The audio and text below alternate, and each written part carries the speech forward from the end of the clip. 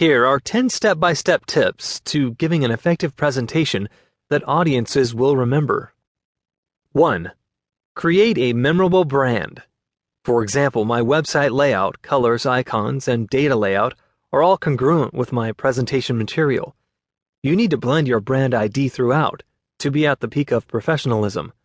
Be professionally consistent with your message and presentations. 2. Command attention.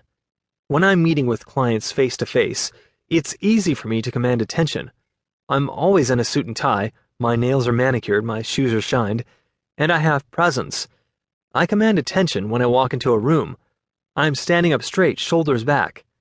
However, even if I'm on a phone call, I manage to keep this up based on how I'm dressed, the body language I use, the projection of command in my voice, and using that boost of self-esteem that dressing professionally affords me. 3. Show interest in your prospects and clients.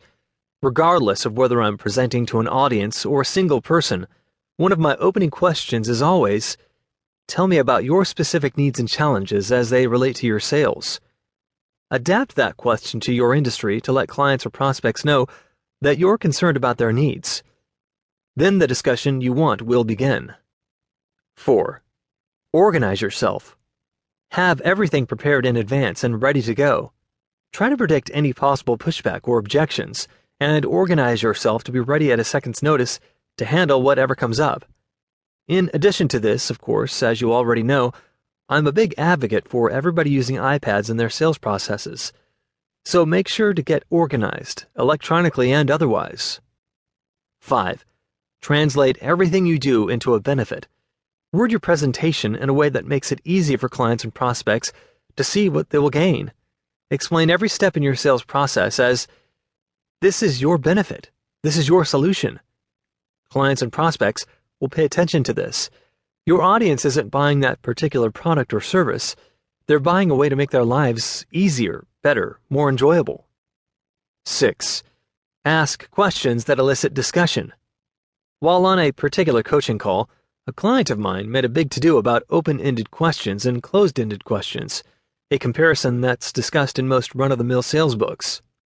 An open-ended question, of course, requires discussion, while closed-ended questions usually elicit a yes or no answer. However, you should know this.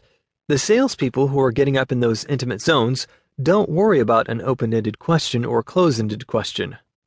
Regardless of the kinds of queries they use, they're habitually having good discussions with their clients, which is what you need to do. Have the kind of dialogue that enhances your connection and eliminates FUD. 7. Get to the point. First, make sure that you have a point. Some salespeople are ramblers and don't have a point. Or worse, their sales discussions remind me of a tennis match. Whatever it is, get to the point and keep it short. Your clients will appreciate your succinctness. 8. Engage the client. Encourage them to write things out. Make your way through the questions and have a quality conversation.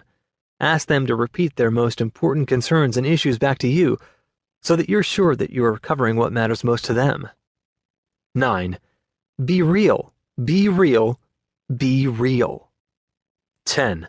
Show enthusiasm. I've said it before and I'll say it again here. Enthusiasm will always beat out product knowledge. You can always get the details about anything you might not know later on, but your clients won't even have these additional questions if you don't show excitement for your product or service in the first place.